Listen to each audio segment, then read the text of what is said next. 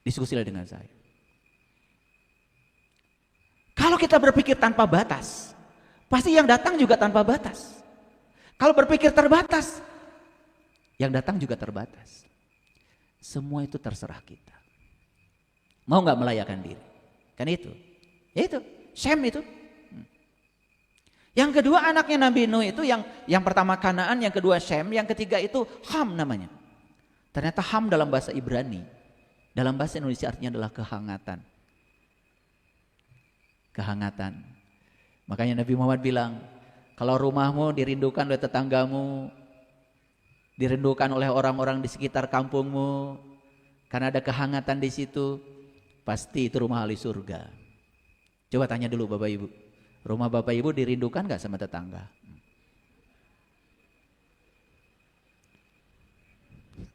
Jawab dong, dirindukan. Yeah. Setiap orang yang datang ke rumah diterima dengan senyuman manis, senyuman sukacita, kebahagiaan. Ada makanan di lemari kita keluarkan. Ingin memberi yang terbaik pada tamu. Bahkan yang tidak dimakan oleh kita sehari-hari khusus untuk tamu keluarkan. Itu namanya kue lebaran. Betul nggak? Iya. Saya tanya kenapa ibu? Ke ibu saya dulu. Ini kue namanya kue lebaran. Iya ini kue lebar. Makanya jarang jadi disajikan. Biasanya cuman hari pertama lebaran, itu pun durasi waktunya jam 6 sampai jam 10. Setelah itu masuk lemari. Karena ini kue lebaran.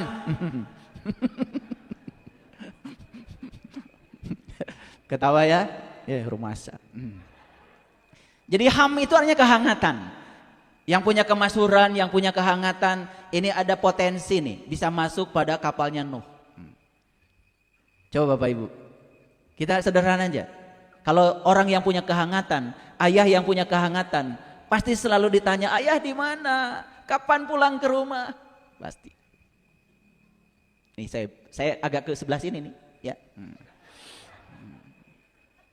Tapi ayahnya galak, rewel, kerjanya menyalahkan, tidak pernah bisa memahami kata-kata anak, kerjanya mengintimidasi, selalu aja menteror anak. Saya yakin ayah yang kayak gini gak dirindukan. Ayah-ayah model gitu namanya Bang Toyib. Coba tanya Bapak Ibu, sederhana aja.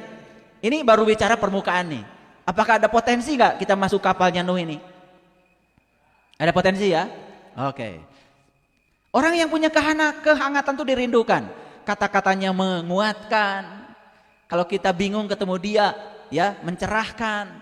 Kalau kita lagi lemah ketemu dia, membangkitkan. Selalu membuat perubahan itu. Gitu nggak Bapak Ibu? Sudah begitu belum? Begitu belum? OTW aja. Dari kemarin gitu aja jawaban kalian tuh nggak jelas. Anaknya Nabi Nuh yang keempat namanya Yafet. Dalam bahasa Ibrani Zafet. Itu artinya keluasan. Luas sudut pandangnya, luas ilmunya, luas dadanya. Bukan luas dadanya. Luas kesadarannya. Apa saja yang terjadi terima. Setiap orang dia terima apa adanya. Tidak ada penghakiman, tidak ada justifikasi pada orang. Siapapun dia terima. Luas. Ciri orang luas perhatikan. Tidak pernah menilai, tidak pernah menghakimi. Lihat tuh orang yang suka menghujat, menyalah-nyalahkan orang lain karena berbeda dengan dirinya. Itu karena sempit. Ngajinya cuma gitu-gitu aja, tapi berani menjustifikasi orang lain. Bahkan menjustifikasi orang lain menggunakan gelar kerohanian. Gak usah saya sebut ya gelar kerohanian, pada tahu kan? Iya. Pakai gelar itu, gelar ini, tapi yang keluar dari mulutnya itu adalah kata-kata yang menghujat, hoax, fitnah, mengadu domba, penuh dengan kebencian. Ini yang model kayak gini, ini kelompoknya Kanaan. Makanya Kanaan ini tidak bisa dijangkau oleh Nuh. Gak bisa dijangkau, terlalu jauh. Ada penghalang antara Nuh dengan Kanaan. Tapi Ham, Sem, Yafet masih bisa dijangkau. Saya tahu di sini yang bisa dijangkau oleh Nuh. Dan saya tahu di tempat ini yang tidak bisa dijangkau oleh Nuh. Nih kalau belum bisa dijangkau, yuk berubah. Jangan jadi Kanaan terus. Jadi Sem, jadi Ham, jadi Yafet. Ya, bernilai hidupnya, dibutuhkan keberadaannya, penuh dengan kehangatan, penuh dengan keluasan. Perhatikan, rumah yang luas bisa menerima semua barang apapun itu. Rumah yang sempit gak bisa. Orang yang luas pikirannya bisa menerima semua ilmu dari manapun datangnya, gak pilih-pilih. Bapak Ibu, kemarin saya praktek, sengaja saya membawa sahabat-sahabat di Bumi Spiritual Indonesia. Siapa yang mau ikut saya? Kemarin saya pergi ke panti asuhan Rumah Kasih Karunia di Bandung Barat. Saya menyampaikan bantuan dari Bumi Spiritual Indonesia kepada mereka dalam rangka Natal. Udah jelas ya, keyakinannya berbeda.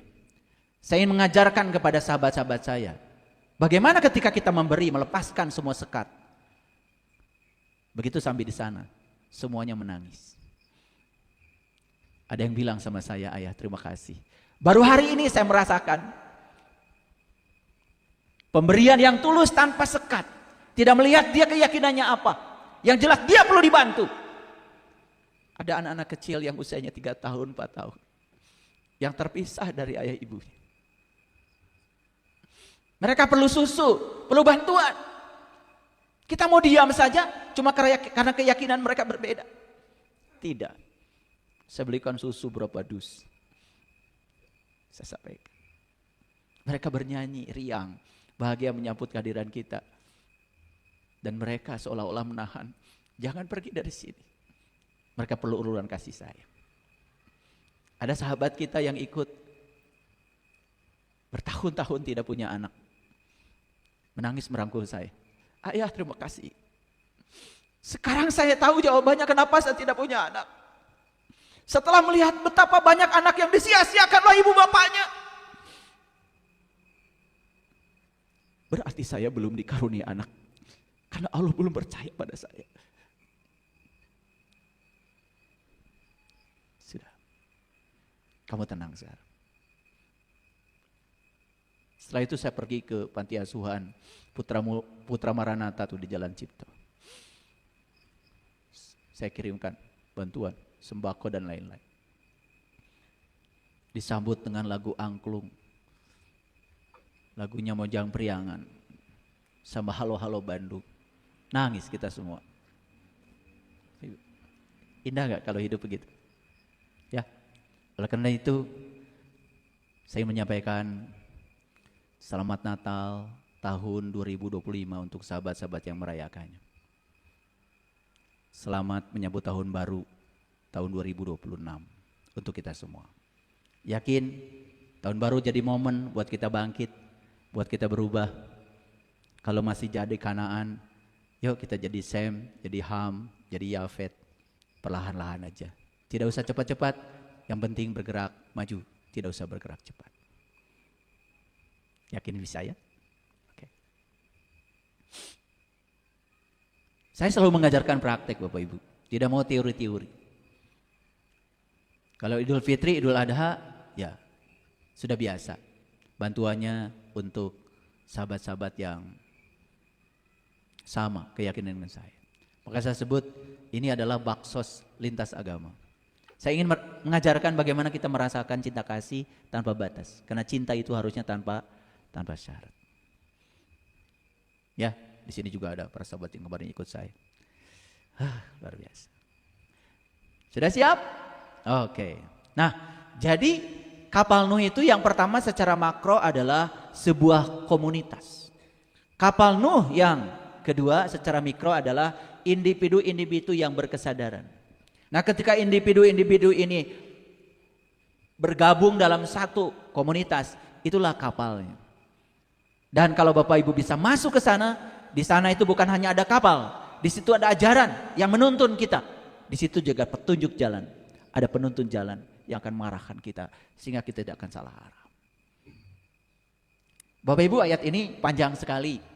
Kalau saya jelaskan satu persatu, ya, apalagi dari teks bahasa Arabnya, nanti waktu kita jadi tidak akan sampai pada tujuan kajian hari ini. Oleh itu izinkan saya untuk membacakan bagian-bagian penting saja dari huruf Arabnya. Karena kalau saya bacakan semuanya juga yakin gak ngerti. Karena kita kan cuma bisa baca aja. Betul apa tidak? Pakai speaker lagi. Kamu aja yang baca kagak ngerti. Lucu ya kamu itu.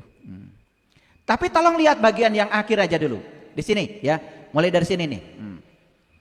Ya. Radhiyallahu anhum wa radu'an. Ya. Bisa ditebak ya. Radhiyallahu anhum wa radu'an.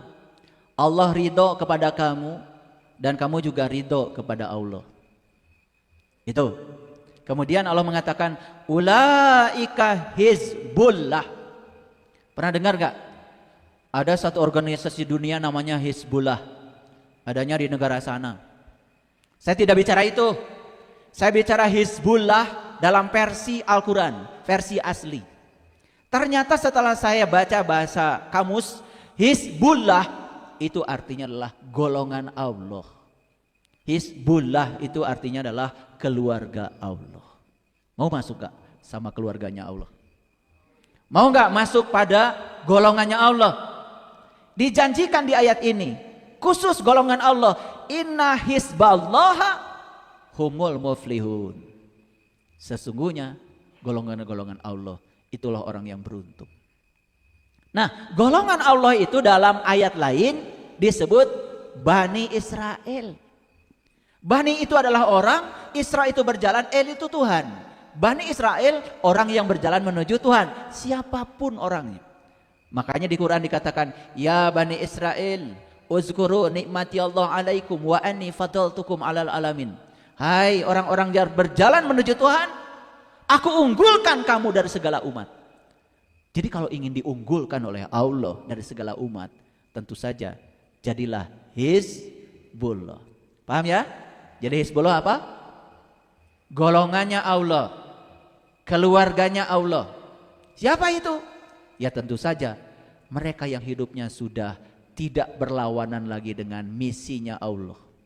Mereka yang hidupnya sudah selaras dengan semesta, selaras dengan maunya Allah. Yuk Bapak Ibu sekarang ditanya pada diri kita. Bapak Ibu bekerja, bisnis, digerakkan oleh Allah atau oleh uang? Jawab dong. Bohong besar. Ya, saya mewawancarai banyak orang untuk riset saya. Kenapa Anda bekerja? Wah, kalau saya nggak kerja, siapa yang bayar cicilan? Oh, takut. Kenapa nggak bekerja? Kalau saya nggak bekerja, saya tidak punya rumah. Oh, takut. Kalau saya nggak bekerja, anak saya nggak sekolah. Oh, takut. Kalau saya nggak bekerja, saya nggak punya mobil. Oh, takut. Jadi jelas, dia kerja digerakkan oleh rasa takut yang ada dalam dirinya, bukan oleh Allah. Harusnya jawabannya, kenapa Anda bekerja? Saya percaya, saya jadi sarjana A, sarjana B, sarjana C. Saya kerja di tempat ini karena saya direncanakan oleh Allah. Ini peran hebat buat saya. Saya ingin menjadi kepanjang tangan Allah di peran ini. Saya ingin menyampaikan cinta kasih Allah. Gak usah pikirkan uang, uang akan datang. Itulah orang yang kejar uang. Dan saya yakinkan Bapak Ibu, semua orang di dunia ini rata-rata mengejar uang, tidak dikejar uang. Gitu gak Bapak Ibu? Begitu apa tidak? Banyak yang kayak gitu? Jawab dong, banyak apa tidak? Banyak apa banyak sekali? Siapa di antaranya? Supaya jujur, jangan nuduh-nuduh orang terus ngaji. Orang lain. Kita tuh ngaji kebanyakan keluar nih telunjuknya, kesininya enggak, jarang. Akibatnya ya kita jadi tidak sadar, terlalu banyak menunjuk orang lain. Nah, saya jelaskan selintas aja. Ya, jadi Hizbullah itu menurut ayat ini adalah Allah ridho kepadanya dan dia juga ridho kepada Allah. Masih ingat Bapak Ibu kajian saya? Penjaga surga itu malaikat apa? Ridwan. Surga ada di mana? Di sini. Kata siapa? Kata Allah. Kata Saiful Karim. Kalian tuh kalau ngomong, Kata Allah, surat Hud ayat 106, 107, 108, baca. Surga dan neraka itu tempat di mana kamu masih bernafas. Surga dan neraka itu di sini saat ini sekarang ketika kita masih hidup. Ini bisa jadi surga kalau dijaga malaikat Ridwan. Dan ini akan menjadi neraka kalau dijaga malaikat Malik. Malik itu milik, milik itu aku itu ego, diri palsu. Lihat orang yang dijaga ini dengan malaikat Malik, milik ego. Ego itu Bapak Ibu seperti luka yang menganga. Kesenggol dikit saja pasti sakit.